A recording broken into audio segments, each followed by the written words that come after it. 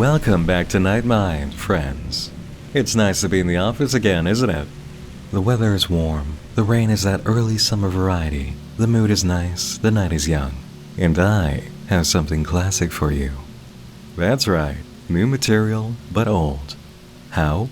You'll find out shortly. Before we begin, I know there's going to be a lot of activity and listening opportunities for you all summer long. And to that end, our friends at Raycon are here to sponsor this video and help kick off the season. If you're a constant Night Mind viewer, you'll already know how much I appreciate Raycon's everyday earbuds, and they look, feel, and sound better than ever with their sleek design, variety of colors, and optimized gel tips, providing the perfect in-ear fit. Comfortable and compact, you can take your Raycon everyday earbuds with you wherever you go, and listen to them in the way that suits you best with 3 sound profiles to customize your experience. Hold the button on the left earbud for 3 seconds to choose between pure sound, balanced sound, and bass sound.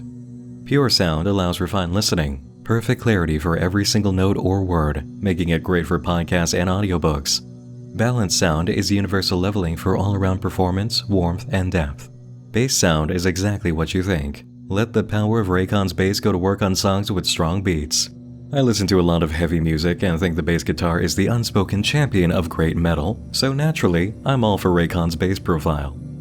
Need to switch up hearing for your environment? Hold the right earbud button for 3 seconds to switch between awareness mode and noise isolation mode, letting yourself be totally immersed in the experience. That's going to come in handy for me, since I'm looking at a very busy summer through autumn doing all sorts of things that will take me away from the desktop. And because Raycon earbuds have a 32-hour battery life and 8 hours of continuous playtime, I know they can keep up with my late hours. It's no wonder Raycon's everyday earbuds have over 49,000 5-star reviews. And at half the price of other premium audio brands, you know you're getting quality sound for a great deal.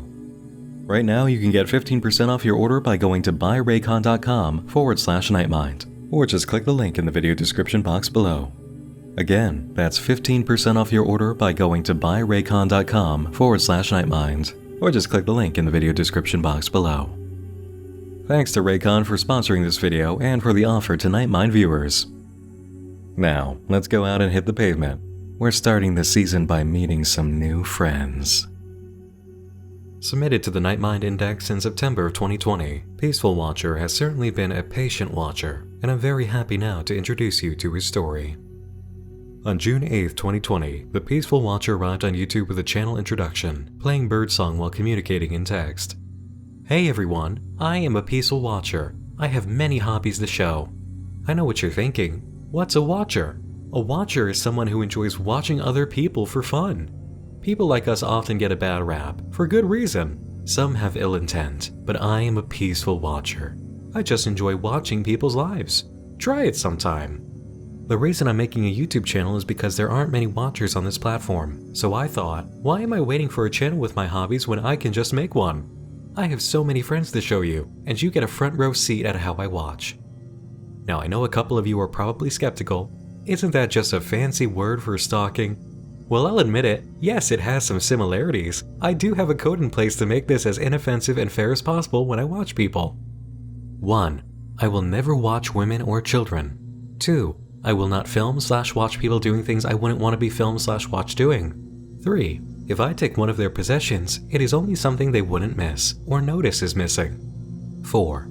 And most importantly, I will never ever make contact with them. When I watch people, I refer to it as hanging out because I feel like I am their friend. And when I watch, we are just chilling like regular friends. That's pretty much it. Completely ethical watching. No harm done to me or the person I am watching. The Watcher states he'll have some videos up shortly, and then leaves us to sit and absorb everything we just read, which really boils down to one simple conclusion. The Watcher is a loon. But we're pretty good at watching loons go about their business, so let's see just how deep in the well this guy is. The Peaceful Watcher introduces us to 4 of his stalking friends, that he's been hanging out with: George, Jesse, Clayton, and Hector.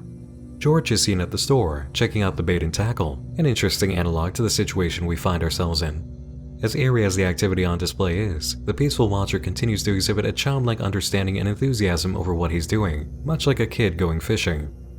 Jesse is also found shopping, checking out hunting equipment. Again, that odd animal stalking products theme at play.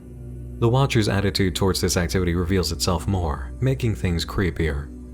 We went to lunch after shopping together. He took us to fast food. Wow, and he took us in his rental car. A little irresponsible. He might get it dirty. We then observe the Watcher following Jesse at the fast food stop, and at the end he says, "But yeah, that's my friend Jesse. He doesn't know it. We sure had a lot of fun. We went shopping and had a nice fast food lunch." Clayton is a man filmed while out doing cardio workouts. Then we're introduced to Hector, who is actually friends with Clayton. This video is the first to show some weird behavior outside of the Watchers. Hector seems preoccupied with his phone and nervous, almost as if he knows he's being followed. The video even concludes with footage of Hector checking around a corner and running away. The Watcher isn't sure why he did that, but we understand that he may have caught something interesting, and it might not be the Stalker we're following at the moment. This makes 5 video entries so far in the Peaceful Watcher series, and already it's producing enough feelings to warrant a moment of reflection. The order of the day back when unfiction projects began picking up real steam was in the wild live-action footage. Basic cameras available off a store shelf to most individuals, and amateur photography out in the world with normal people in what was usually an abnormal situation. This series brings that feeling back, but does something we've needed and always want more of in the approach: an original concept. Think about how different this setup is from everything we've seen. Our protagonist is a childlike stalker calling himself a peaceful watcher, pretending that his victims are his friends and he's actually going about their days with them, describing it all in carefree and colorful text with emotes. We very seldom have this kind of media approach from the angle of a protagonist we immediately disagree with. The victim in a scary situation is usually our hero, not the creep. But here we are, hiding in the bushes with the peaceful watcher, following characters around and experiencing his warped happy-go-lucky mentality, which he felt good enough to put online. As uncomfortable and weird as this is, it's creatively refreshing, while still bringing that classic setup nostalgia of someone with an idea grabbing their camera, tapping a few friends on the shoulder, and just going for it. This is what it means to take inspiration and then do something new. We've got plenty of stories about characters being stalked or having to resort to stalking their villains, but we've never been strapped in with a camera creep like this. The Watcher is gross, but he's gross in a way that fascinates you, and we can tell as an audience that something is already building. Just a few weeks after beginning his uploads, the Watcher publishes FAQ/update video and says that rather than a video hanging out with his friends, he's going to try getting closer to the audience. We should think of it as an FAQ, but he answers the questions that he thinks people want answered ahead of time. He's been watching as a hobby since high school, first watching bugs go about their lives and enjoying animal documentaries, but the Watcher couldn't relate to animals since they don't operate like people. As for the goal of the channel, he hopes to inspire others to adopt his hobbies and start a community of watchers. Oh, nah, that's comforting to know. He also tells us his name is Luis, which is incredibly risky, and again illustrates how childish his mindset is about this. The next upload, Strange Occurrence, gets the wheels in motion for a fun development. Luis noticed the same guy passed his house 5 different times within a single hour the other night. He was walking weirdly and his head was on the swivel, he says. Luis presents footage he caught, saying he believes the man's phone is being used as a flashlight. At one point, it looks like he's taking a photo of the house and then walks away. So, is someone watching the Watcher? Did we just receive a turnaround in this scenario? Maybe so, but Luis seems more concerned with what he calls a string of cold cases going around town that has everyone a little cautious. Instead of dwelling on his possible Watcher, Luis goes back to watching his own friends, beginning with George. At the end of the video, there's a flash of additional text on top of the sign-off. Also, whoever is pranking me, please stop. It is not funny. If I knew some of you would be immature about this, I wouldn't have told you about the predicament in my town. This is interesting. The Watcher's experiencing some form of harassment that's in line with the predicament in town, which must be the cold cases. But how is he being bothered? Luis follows up with another video of Clayton, who is out walking his dog. He ends up at the park and investigates a sign on a garbage can. From the glimpses that we get, we can't tell what he was reading, but we find a need to stop and investigate shortly, as the Watcher left a note for himself during his sign-off, a YouTube link and instruction to give to Josh. Following it leads to a dead end, and the comment section was already ahead of us on asking questions. Who's Josh? Somebody asks. Luis plays dumb in response and is challenged on the issue, so he opens up a bit. I'm not sure how you're able to see that video, but it has served its purpose, so I'm taking it down. Josh has already seen it, and I see no need for anyone else to. Stop getting into my business. Yeah, stop getting into his business, okay. Definitely odd. And yeah, we have not come across a Josh yet, have we? Wonder what he has to do with this. Perhaps more videos will shed some light. Hector 2 is the next upload, and Luis opens by showing us again how detached from reality he is. Today I have footage of me comforting my friend Hector.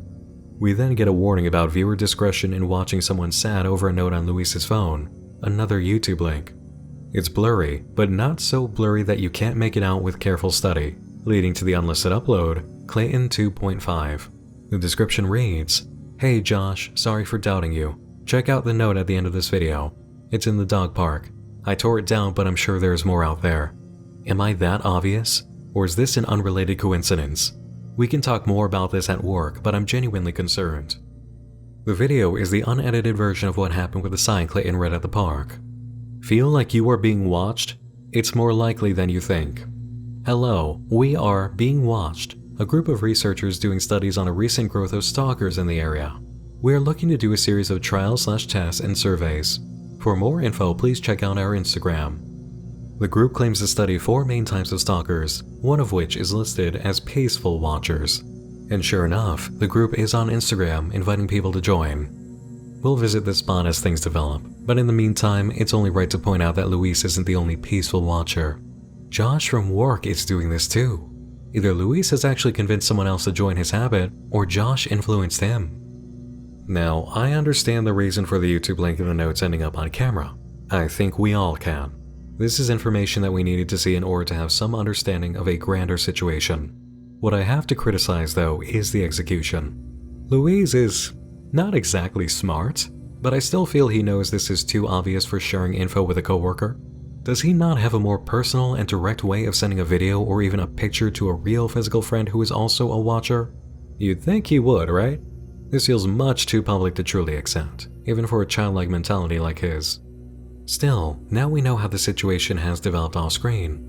As for the video we were on, Hector 2, he received something in the mail that has a very clear effect on him. Luis says he stopped filming because Hector went into his car to cry. He's seen on a bench later that night, still upset. We received more shots of Luis's phone, really showing off the Clayton 2.5 video. Again, it's much too obvious from a creative standpoint, although the objective may be to show something in a public fashion so other watchers are made aware. We know he's attempting to influence viewers into being watchers, so perhaps this is sharing the warning. Moving on, we have Jesse 2, in which Luis is stalking Jesse in his car. This isn't as important as the inclusion of yet another unlisted YouTube link, now with a handwritten note. "Josh, I'm worried. Please respond. Please watch ASAP." No luck in seeing this one, however. It's been made private too. So far, only Clayton 2.5 seems to have stayed available. The next relevant video is update/Q&A 2. Because he actually has viewer questions now, Luis is open to providing answers, beginning with the most frequent. Why do you put links in your videos? Luis claims the first was an accident and purely meant for Josh, but then he saw an opportunity to provide info for viewers who wanted to know him personally. He also claims it's a way of letting people know if something bad happens to him in the current circumstances, which are, of course, the weird events happening around town. Deeper in the video, the watcher tells us to stop making jokes about how Hector is going to die. Luis says he believes Hector is being pranked and there's no way the note was real. It seemed too fake and cartoony to be a real death threat made by an actual person. No real person would make something so on the nose and silly. Most likely a cruel prank. So we're missing something here, and it's either because Luis didn't show us, or because the information was in one of the unlisted videos made private. Hector's been receiving threatening messages. That explains his behavior in the last video concerning him. Luis thinks it's his haters doing this, and he's been receiving notes too. In fact, his next upload is Creepy Note Showcase, showing off the messages he's received. "I caught you stalking again," the first says, followed by a promise of violence if Luis is caught again. And of course, he persisted even after getting those, so what happened? More messages. And does this amount stop the watcher? No, of course not. He returns with Jesse 3, watching him skateboard. Notes are given on the other friends, including mention of how Hector hasn't been seen in a while. Luis is concerned, and the notes he's receiving are now a daily occurrence. The next video, Clayton 3, presents us with a trip to get some food by Clayton and shots of the latest notes, swearing that this is Luis's last warning, and he will be judged. As for the contents of the Clayton footage, he apparently received a phone call in his car that made him upset, and Luis hints about telling us why later. That exposition comes in the video Bad News, Important Update, in which we learn that Hector didn't leave his home for a while because he was dead.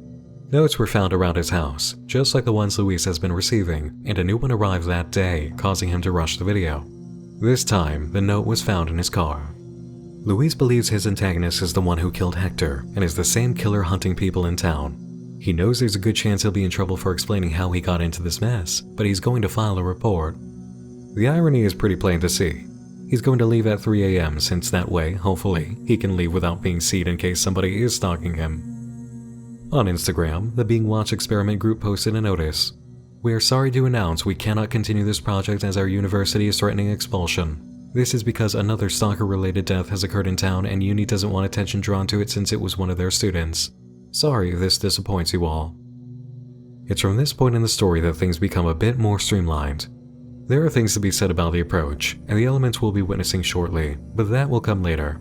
Now we're going to speed up our pace a bit. Luis uploads sooner than he expected, reporting that there was another note on his car when he went to leave, with a USB drive attached. On the drive was the following video. "Judgment has come. I tried to warn you, but your greed has gotten the best of you. As of today, your days are now numbered. I want your every thought to be of me and how you're going to suffer. The world is like a body. It has impurities and sins that must be cleansed, a virus if you say, and that must be purged. I am the judge, jury, and executioner, and I am here to bring penance. I have watched as Hector went into insanity, and now I plan to do the same to you. His last days were spent not in peace, but of constant mental torture that I cannot wait for you to feel. Now before you get any ideas, I want you to remember this. I have seen what you do, and have film of you doing it. If you go to the police, I can easily show the murders that have been happening as your crime. You will pay the price of justice. Please remember that if you ever try seeking help."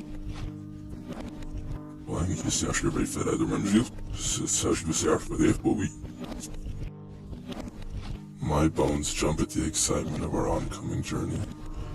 You will die by my hands, and you'll know the fate of Hector and those before him. A little ironic, I think. I cannot wait to watch as hope drains from your eyes, and then at rock bottom you see a ray of light. And that is when I will crush you so that I may watch the last of your hope drain from your eyes. The day of your judgment excites me. That is all I must say for now. Enjoy your last days. Sincerely, the judge. Naturally, there are things to say about this, but I'll answer this question for you right away. What was the backwards section say? More of the same, honestly. You will pay the price of justice. Please remember that if you ever try seeking help. Luis has sufficiently been scared away from going to the police, and he knows that the judge has footage of him filming Hector so he can be framed. As for what he's going to do as an immediate response, obviously I'm not going to private my videos now. I'll try to get back into the usual schedule of cycles for normalcy's sake, but expect slow uploads as I'm going to obviously focus on finding a way out of this. Right, because the logical response to this kind of situation is to keep doing exactly the sort of thing you've been doing that created it in the first place. Perfectly normal. I have some critique I need to deliver, but I have to hold my tongue for a few moments more in order to package it with the rest of the commentary I can provide regarding the judge. I need you to see the material in order to properly address it. I'll say this for now though. A few of you have probably already thought how easily Luis could go to the police with this video, which explicitly states an attempt to blackmail, and immediately negate the chances of the judge framing Luis for Hector's murder. So really, Luis isn't stuck at all. The judge made his case easier if he were to file a report, and he implicated himself in Hector's murder, so what was the judge thinking here? Anyway, let's keep going. We've got some ground to cover before I can provide proper commentary on this whole turn of events. Luis uploads a Hector tribute with a not-so-subtle code of blue letters and a mess of text leading to an unlisted video, battle plan. He's going to continue being the watcher, and has decided to bring back hidden videos, assuming the judge doesn't know about the YouTube channel. He also provides a list of 7 victims of the judge so far, apparently, with the latest being Hector. Luis is going to approach the previous victim's father in hopes of gaining some information, and he provides the recording of their interaction. Who are you? Well, you don't actually know me, but I just have some questions about your daughter, Natasha. I told you, journalist, stop asking questions. Well, I'm actually not a journalist. I don't know how to put this, but I think the guy that killed your daughter is criminal. What? I think the guy... You heard that.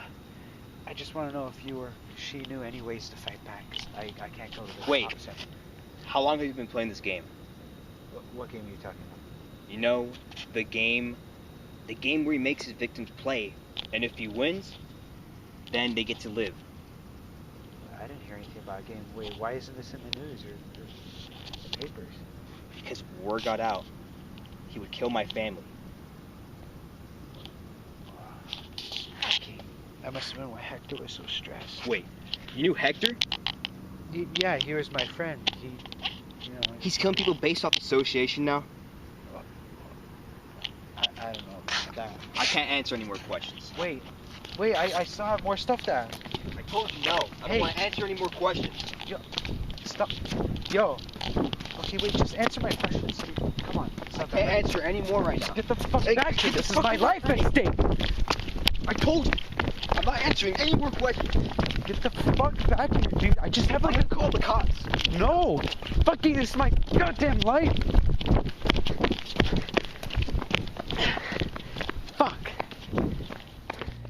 Even Louise admits that could have gone a lot better, and I'll go ahead and hit this quick before we move on, because I can't ignore it. That was just some really terrible acting and story implementation. From a creative standpoint, it never should have been recorded. Okay, got that out there, let's keep going. Louise tries to regain his footing next with a video of chilling with George, which includes a mess of what might have been YouTube links in the text, but none of the strings lead to videos anymore if they were. They might be red herrings, as the watcher admitted he would use them against the judge if he found the videos. Jesse 4 is uploaded, in which Louise demonstrates his filming and stalking techniques, and it really hammers in how, actually, maybe we don't care if the judge kills this guy. No, really. This kind of nonchalant, even excited behavior in following unsuspecting people around like this makes you feel a little sick. But I have good news. In Clayton 4, the moment we've been waiting for finally happens. Excuse me. What are you doing? Are you filming him? Are you recording that man? No, Do you know who he is? What are you doing? I'm taking pictures of the scenery. Really? Because it looked like that you were recording him while he was on his phone. No. I take stock photos and I saw them on the internet. The rain was giving a perfect view. Okay. Well, it just seemed kind of Yeah. No, I get that, but no, that's not all I was. I was just taking pictures of scenery. I just wanted to make sure, because that's like kind of messed up, dude. No, dude, don't even worry about it. Just trust me. Look, I need to get these pictures before it stops raining, so go away, please. Alright, just making sure. He's already gone. If I was watching, I would still be filming him. Okay, I was making sure.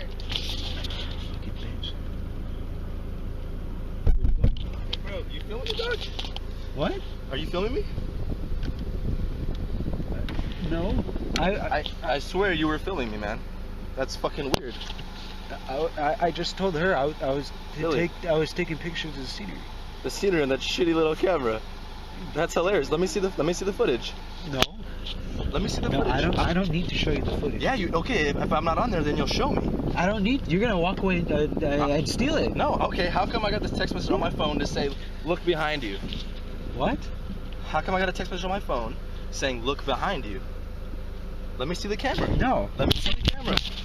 Stop. Don't fucking touch my fucking property. I know you're fucking filming me, dog. On that shitty camera. You could at least get a better. Why the fuck are you recording me, fucking weirdo? Why the fuck are you recording me? Huh? What fucking Hey, camera, give me dog? that shit, fucking prick. Fuck off. Give me the camera. Fucking bitch. Clayton, fuck off. How the fuck do you know my name? How the fuck do you know my name? Give me. Stop. It's on your jacket. Yeah. Hey! Ah, just desserts. A confrontation, a broken camera, and some overdue humiliation. Louise says he's going to back off of Clayton for a while and soon provides a hopeful update. The judge has sent him a new video, and he's also picked up a new camera. The beginning messages include a hidden YouTube URL, and this is, again, either private now or just very difficult to actually get right for viewing with the way that Louise has made it. But either way, having watched the series in full, whatever the video was, it's not going to really enrich the viewing experience or provide much crucial information, I can tell you that right now, and you can probably guess at the contents after seeing what the judge sent. Hello again. I'm glad to see you've received my message and mask. Do not mark the mask, you have not earned that right. You must keep it blank for the time being. I have decided to prolong your life to see if you are worthy of redemption. To toy with you is my main goal. But this route is your test to see if you can truly be worthy of redemption. If you complete all my tasks, I will not kill you. However, if you fail on any of the tasks, I'm afraid your fate will be the same as before. A cruel and slow death that has you feeling the walls closing in both physically and mentally. This video will contain instructions on your first task and tell the tale of the flawed. This tale should seem familiar to you.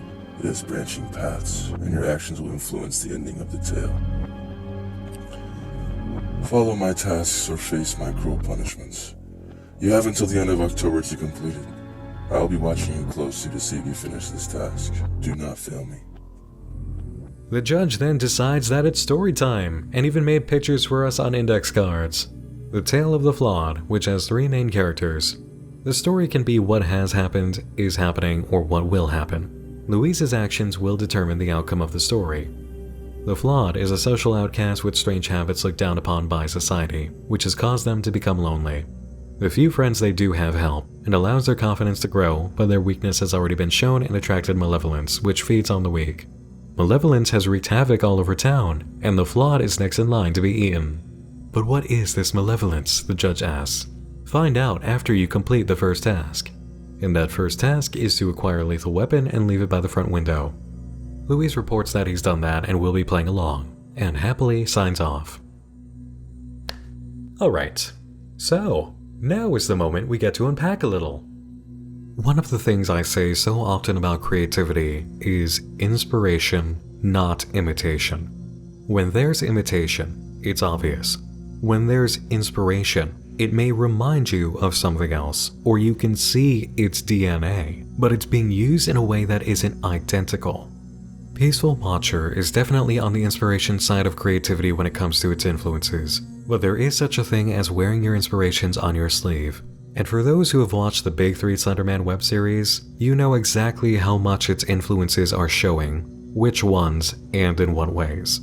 The scary guy leaving videos in a mask, the black and white filter with the text, the use of cryptic names like the Judge and the Flawed, and the whole story time. It's very Slenderman series stuff, and it's a point where inspiration is being worn so heavily that it is bleeding into imitation. And to be doing it all like this, well, quite honestly, the only way to lead into my genuine critique here is to say, I don't believe you. That's it. I don't believe you. The mask is silly, the approach isn't thought out well enough for character rationale, and I don't believe this guy has successfully killed multiple people.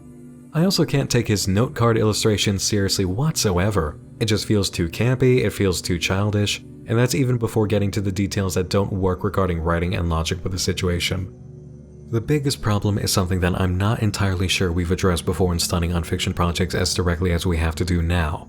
We've lightly discussed the issue of taking weird direction changes, but now we're looking at a case in which the plot is about to change so drastically that it effectively becomes a different story than it started as.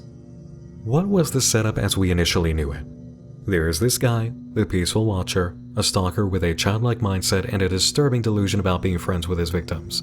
We're riding along on his stalking adventures, experiencing all the gross feelings and fascinations that come with them, and he catches evidence of 2 things.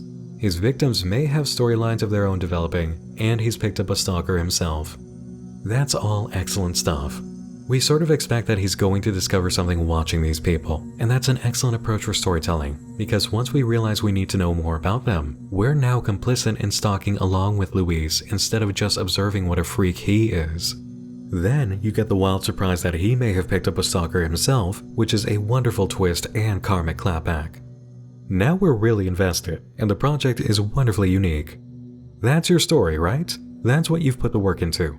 Weirdo stalker posting online, picking up potential storylines in his victims, and then he gets a taste of his own medicine. Look how quickly that changed with the introduction of the judge.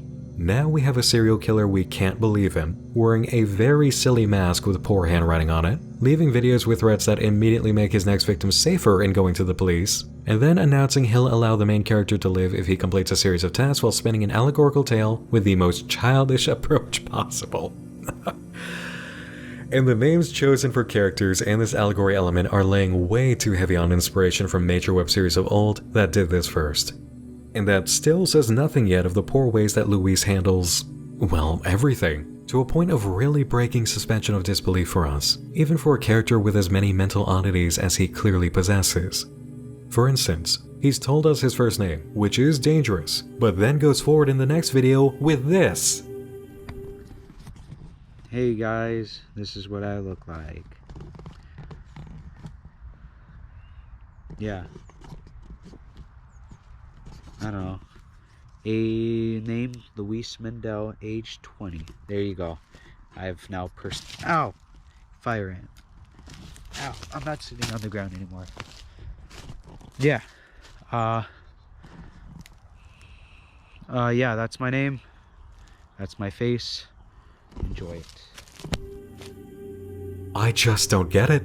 I don't understand the choice made here in this character putting it all out there like that, knowing he's being hunted, knowing he's done the kind of stuff that he could and would be hunted down in public for.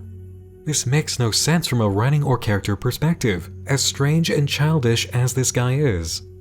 The only positive thing that I can say for it, the only positive thing, is that you experience such a strange twist of emotions once this happens. A living, speaking, driving, almost mature filming person is here now, presenting himself completely normally, just like anyone else. And yet we know how internally cracked he is.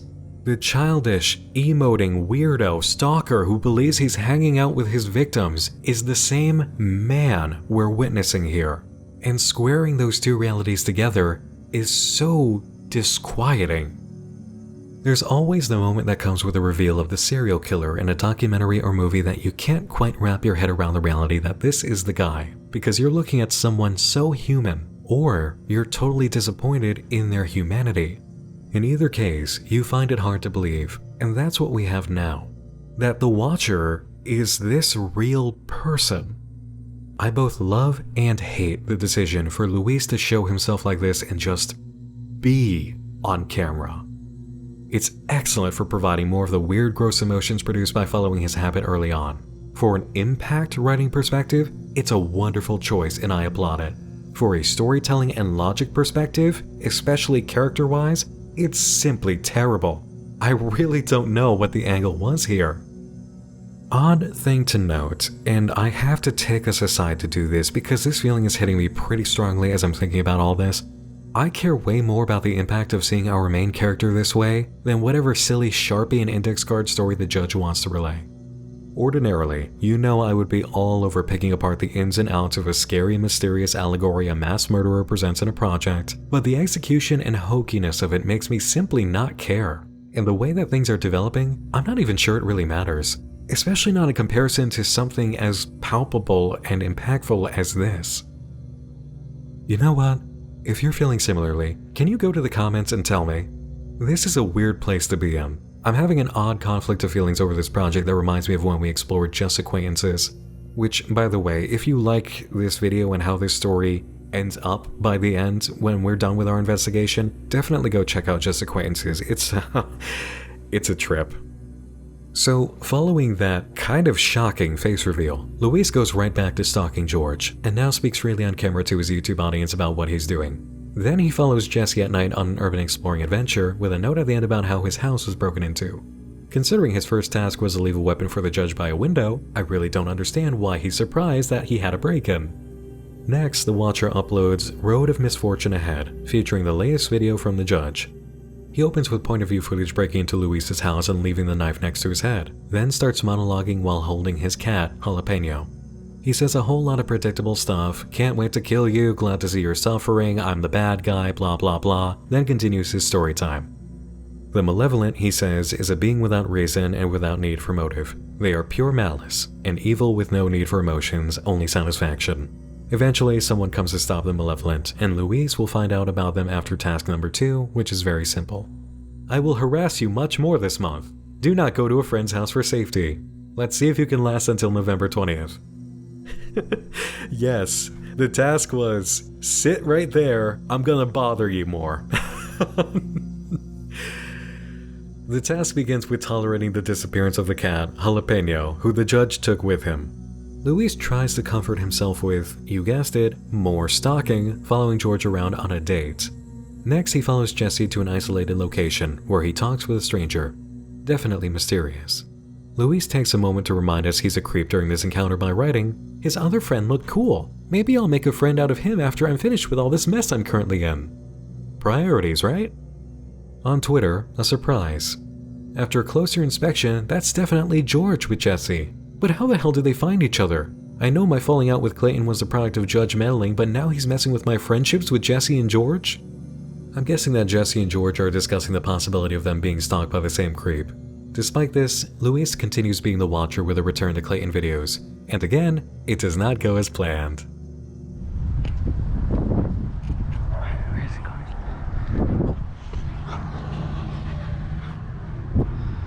Okay. Does he work here?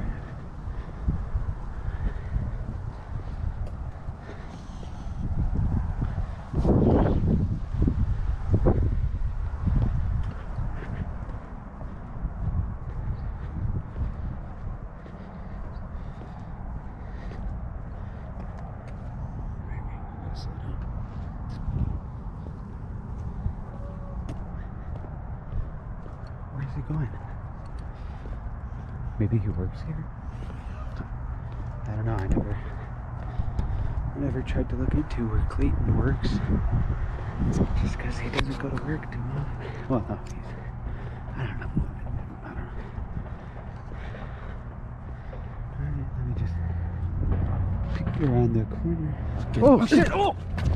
Oh! Oh! Hey! Wait, no, I can explain. Huh? Please, Don't explain why. No, I did not. Wait here. No!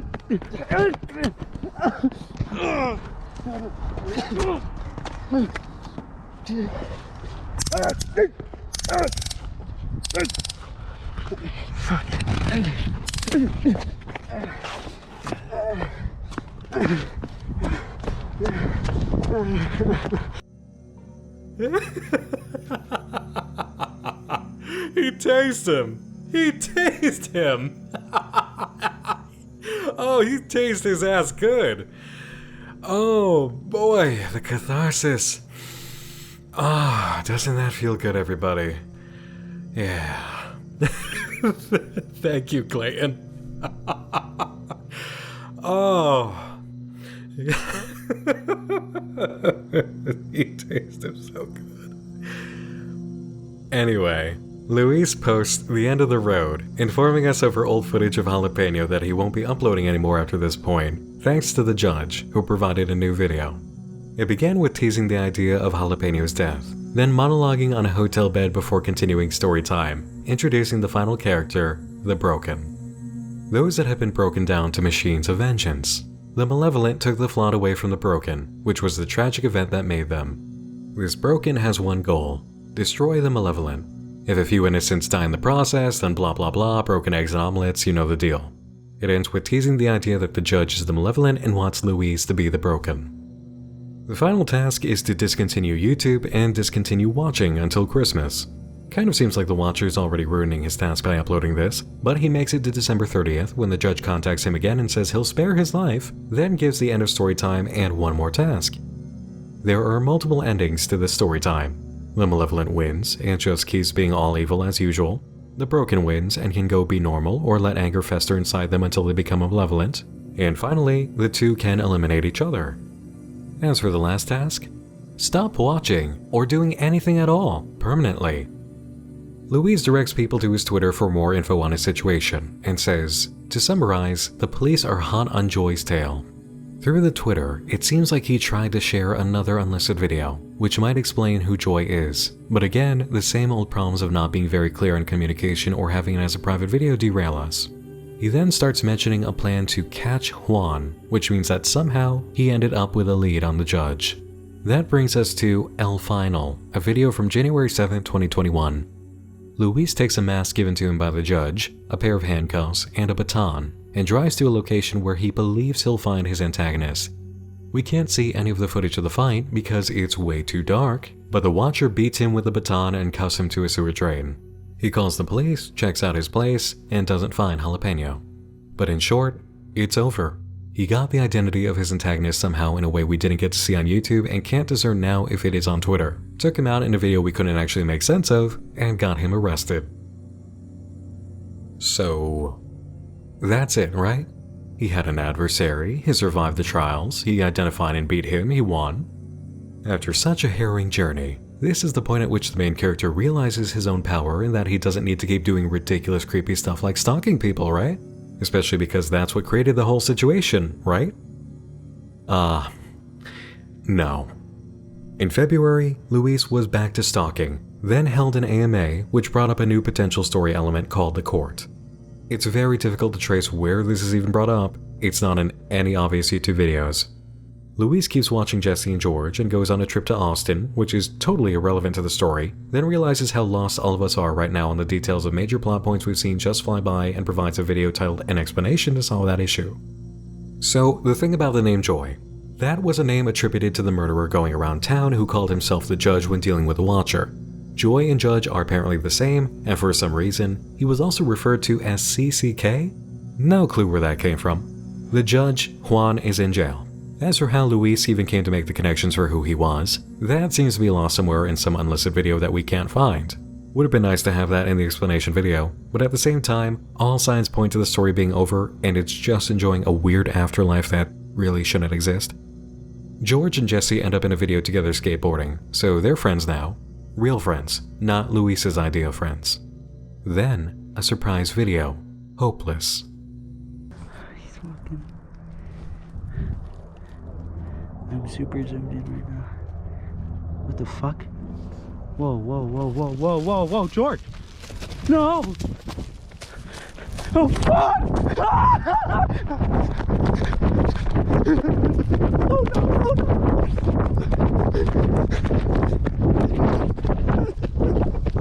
When Luis got home, he found another USB waiting for him. This one was from a group of individuals naming themselves after members of, you guessed it, a court, including the judge's name.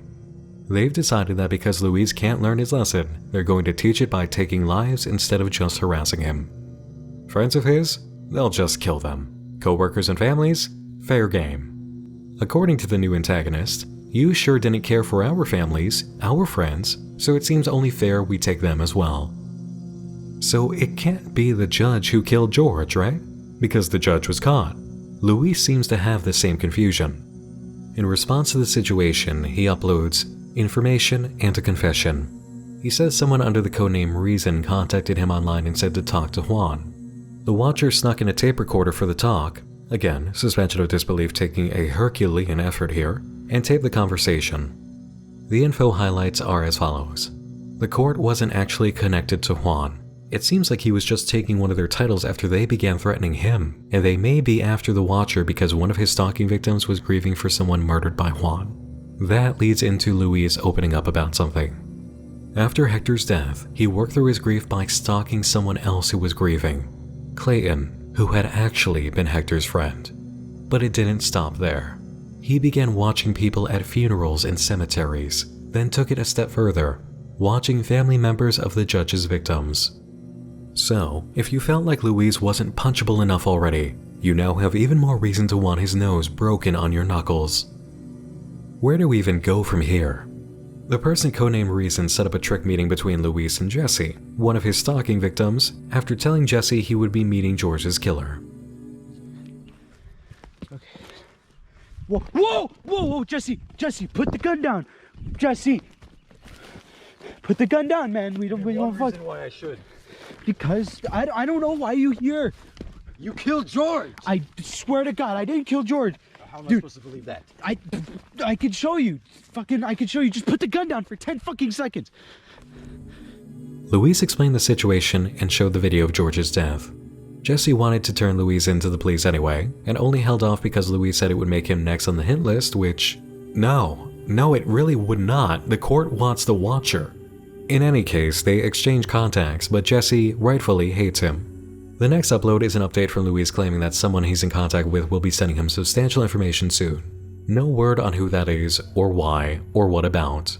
But soon enough, we receive the video, My New Findings, which starts like any other Watcher video. We were looking for. Alright, I'm gonna bring it over here where the ground's a little cleaner. And I only got one hand. What the fuck?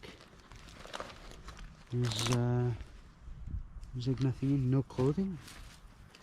The fuck is all this? Okay.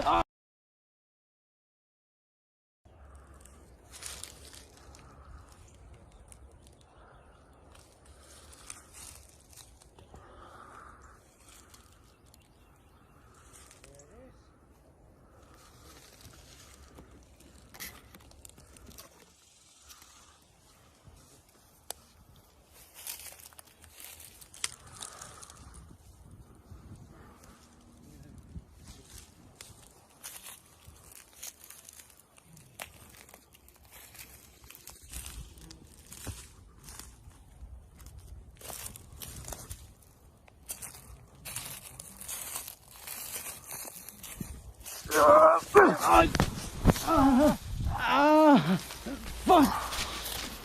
Oh, my back!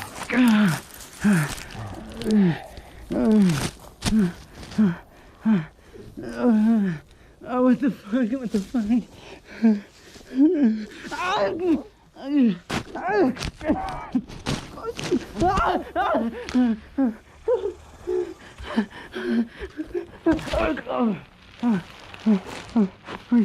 You don't have to do this. You don't have to do this.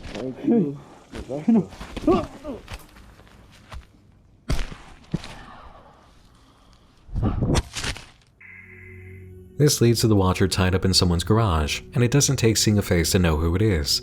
Context clues and that body type give away very easily that it's Clayton. Who the I didn't do shit to you, man. Who the fuck are you? I don't know who you fucking are. Why? I didn't do shit. You killed my brother. Boys, what a really... I didn't kill shit. I didn't kill no one. I didn't help with anything. He was like a really close friend. Your brother. Yeah? I want to show you something. I didn't kill him. I want to show you something. Push that in the face. Whoa! That's fucking impossible. Get me out of here. Whoa, let's fucking back up, dude. Okay, I didn't do shit to you, dude. I didn't kill anyone.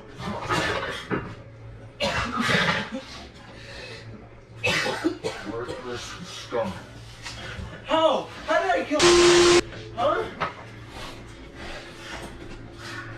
How the fuck did I kill him? I didn't take part in any of it.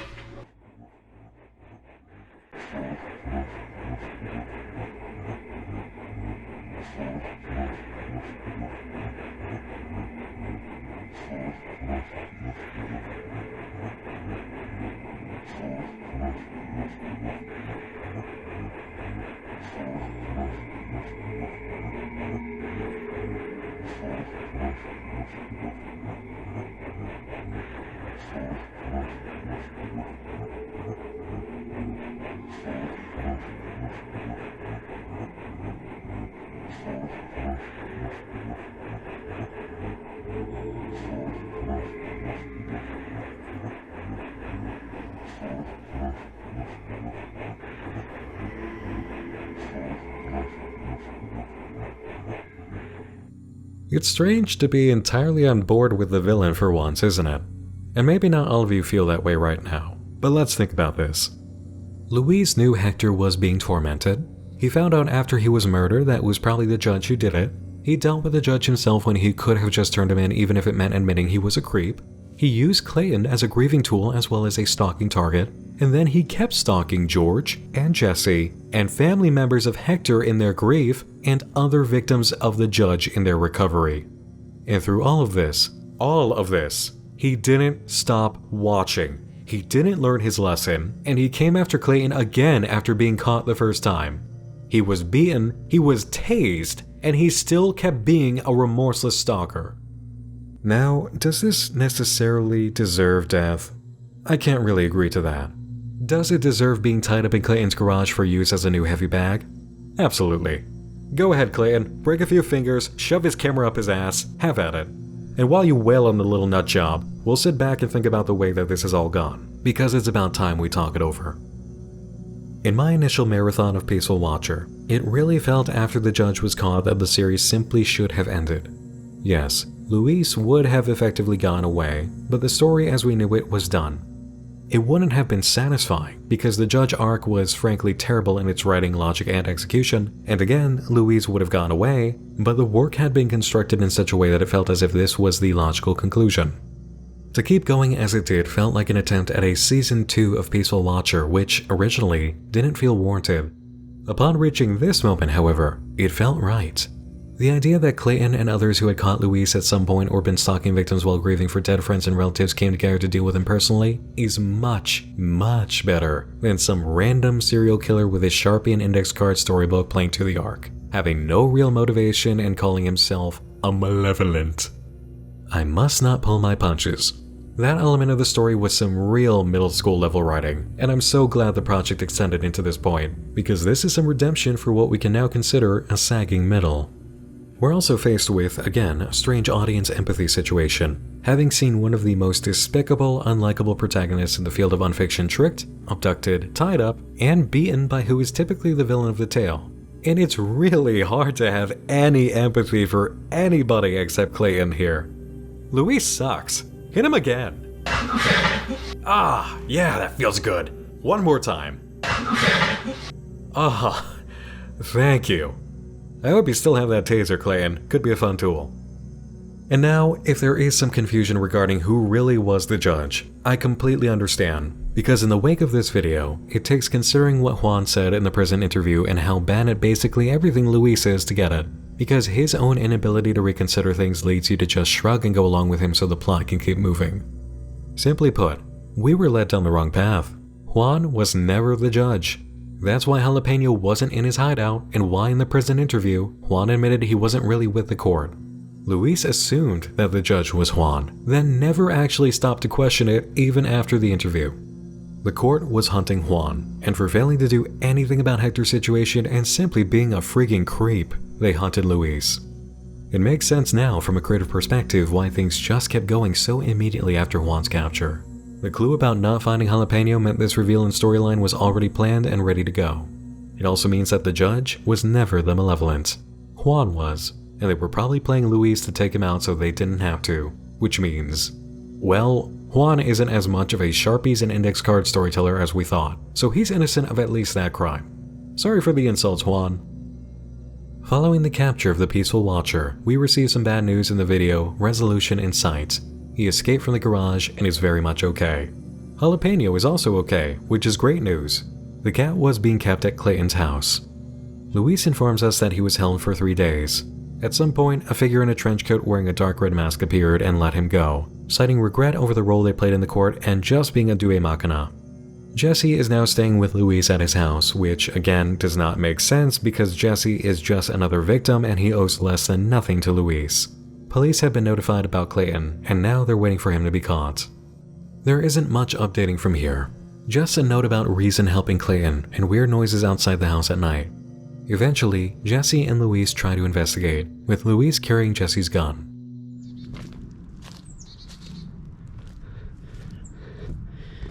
Fuck, I don't see anybody. Huh? Fuck!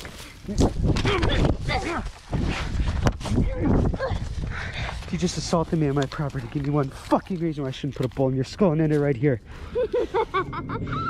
Fucking psycho. You should really save your bullets for the real danger. What the fuck are you talking about? Who the fuck are you? Whoa! You're supposed to be...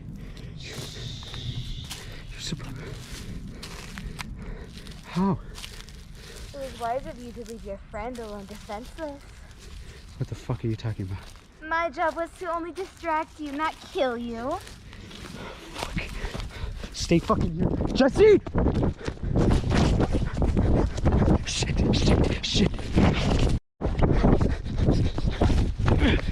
Jesse!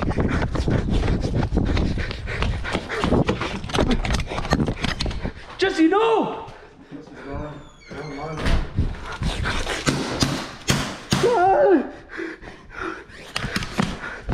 Jesse! No. I gotta go, please. I gotta go, please. Oh, no. So, who was that? Reason? George's girlfriend? One of Juan's victims who was supposed to be dead? Doesn't matter. Jesse's dead, Clayton's dead, Louise is on the run and uploads a video about a week later. This is probably the last video I'm going to be posting. So, I just wanted to put my explanation out. And then, basically, like I said, things from here. So, in the last video, there's a couple things I gotta explain. Me and Jesse came up with the idea of basically always film. Whoever's outside the house, try to film when you can. And if anyone's, like, we both had a rule where, unless it's absolutely necessary, to only have one person outside the house at a time. Only when necessary we couldn't do that. And then whoever's, that way no one could come into the house while we were gone, because, you know, we had jobs. And then the other rule was whoever's outside the house gets his gun. And so what happened was, we had been dealing with, like, noises the entire, like, past couple weeks before that video, and we were annoyed. We thought it was like a bird. It always came at night. So the morning we heard it during the day, and so we're like, oh, let's go see what it is. Now it's daytime, but, you know, just in case, you know, obviously the rule, I went out and filmed with a gun. And what ended up happening was, it was set up by the judge, as you guys seen, in which he got to my house and beat Jesse, and then I went inside, and you saw everything that happened there, and then afterwards. And so if it was just that, I would have been fine, and the police knew what was going on. But the aftermath of what happened, basically one of my neighbors was coming by and heard the commotion and went in to see what was wrong, as a good neighbor should, in which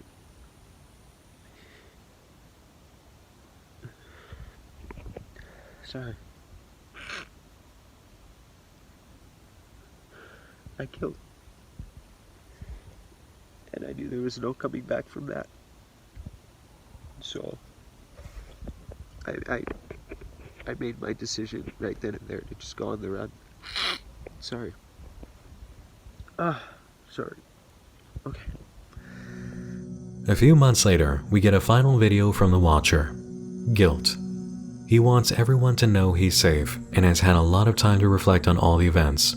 He doesn't like life on the run, and he feels he needs to answer for what happened to Jesse and his neighbor. He's going back to town to turn himself in. And I suppose that's precisely what he did, because that upload was on January 12th, 2022, and not a thing has happened since. And that's it. That's Peaceful Watcher. There was some supplementary material on the Being Watched Instagram that is a really confusing tangent, and apparently Jesse had his own Twitter account with George, but in the end, none of that matters, and it's honestly difficult to summon the ability to care about exploring it. By now, I might have given the impression that I think more negatively of Peaceful Watcher than I think positively. My critique has been hard, and some of it just a bit harsh, but that's because my feelings are actually the reverse. As many issues as this series has, its moments of success made it entirely worthy of coverage, which also means it's entirely open to critique. And despite being a mixed bag, I find myself with a strange fondness for it, and I recognize that this is an excellent learning opportunity for all aspiring creators. Peaceful Watcher is at times very good, and at others pretty bad. Yet underneath it all, we have a project that did a few things we don't often see. It returned to running around with a camera live-action style with an original concept. It presented new emotional moments for its audience that other projects have never really given us. And it actually completed its run and did so in a timely fashion. From June 8th, 2020 as its premiere to January 12, 2022 as its finale, it got in and out in under 2 years. We do not hold creators who experience hiatuses in low regard. That is not fair, because that's the norm for this field, and life does happen. But when you beat that norm and manage to accomplish the project in a timely fashion without many delays, you've achieved something.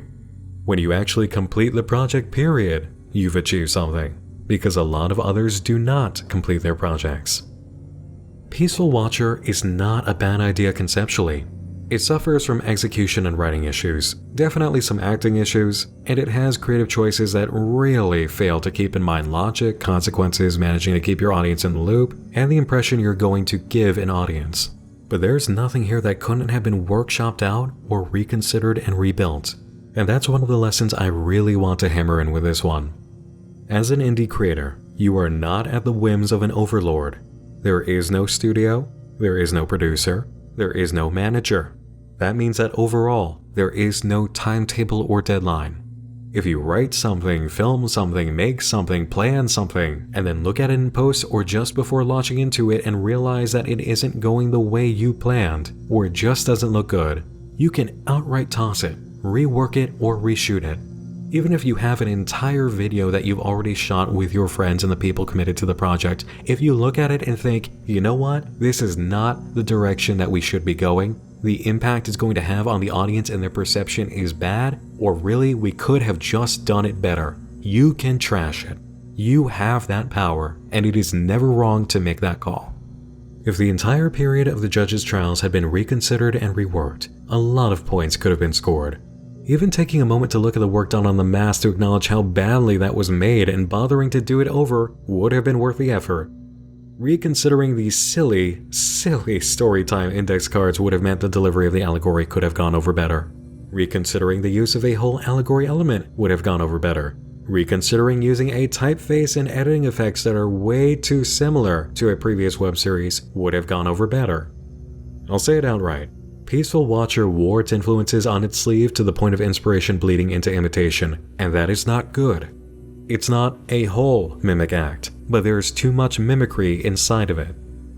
There was a lot to this writing that could have been tightened up, reconsidered, studied carefully, and checked for story logic and challenged on the grounds of audience perception and character consequences.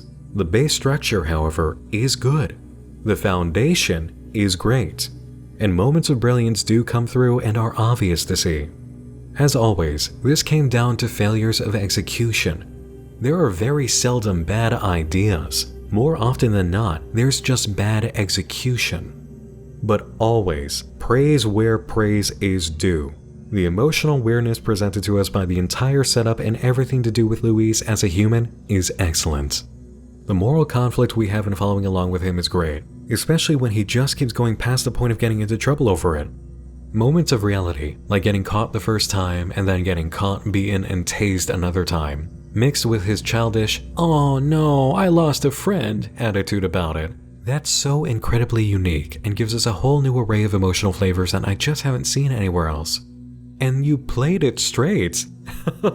That's the funniest part about it, and the part that made it really impactful. Because with a character like this, it is so easy to make them a gimmick and make them hammy and campy, but the way that it's presented, it's played straight, it's played legitimately through Luis, so that we understand that this is the way that this person actually is. This is the way they go about things. This is the behavior that they exhibit and the attitude they have even when showing off their incredibly messed up behavior. That they're willing to put emotes in and play along with the crowd as if there's nothing wrong with them. You played it straight, and it made all of those emotional beats hit. Bravo on that. Because way too many creators would have gone the campy route that would have ruined it. You didn't do that, so applause to you on that. And despite the sagging middle of the story, bringing us back to the judge and the court for the reveal of who they actually were and why they were doing this basically saves the sudden directional shift. Clayton had a reason to do what he did. The court had a reason to do what they did. And Luis had disgusted us so much by that point that it felt good to see him get his ass kicked and be confronted with the reality of how gross he actually was. The ending is weak. There was no reason for a neighbor to suddenly enter the picture and get shot too. That just felt random. And there was no reason for Jesse to continue giving Luis the time of day. But you know what? The return of the judge as Clayton for the grand reveal redeems the existence of the character and his group. It's still played too seriously and makes you think they're about to whip out binary code messages at some point with how they portray themselves, but the motive is legit. I've got a lot of complaints and critique, but I like Peaceful Watcher. There's a lot I don't like, but overall, when I think of Peaceful Watcher, I feel positively. I feel a strange fondness, even with as much that's kind of just janky as it has. There's nothing here that couldn't have been fixed or workshopped. And though the ending is very just ran out of steam kind of thing, it's still better than some letdowns or spinouts have been. And overall, there's plenty to learn from for newer creators and good things to enjoy for an audience. I'm glad for Peaceful Watcher's existence, and I'm glad that it told its story in full.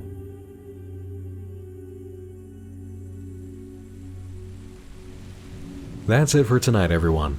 Thanks to Raycon for sponsoring this video. Thanks to Caesar for making Peaceful Watcher. Thanks to all of you for watching. Watching. The good kind of watching, of course. And thanks to all of my supporters on Patreon, who enable me to follow creators in my own special way.